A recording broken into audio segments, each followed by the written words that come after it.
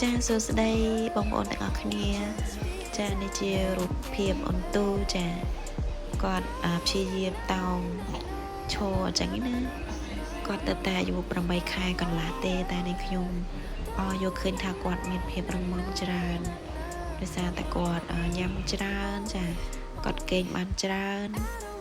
ហើយម្យ៉ាងទៀតហ្នឹងគឺខ្ញុំឲ្យគាត់មើលដោះកូននាងខ្ញុំមុនគាត់ខ្ញុំអត់សូវមានពេលអញ្ចឹងខ្ញុំឲ្យគាត់មើលដោះបានតាមមួយខែទេតែកូនប្រពៅគាត់មើលដោះបានច្រើនហើយបបវិញចាបបខាប់គ្រប់គ្រឿងមួយថ្ងៃ3ពេលគាត់ញ៉ាំបានដូចគ្នា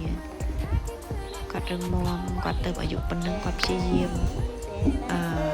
អភិវឌ្ឍខ្លួនឯងអញ្ចឹងណាតោងឈរចារៀនស្ដាប់យើងធ្វើកាយវិការតាមយើងអញ្ចឹងក្នុងនាមជាម្ដាយពិតជាសប្បាយចិត្តមែនទែនអរគុណដែលបានមើលវីដេអូរបស់អូន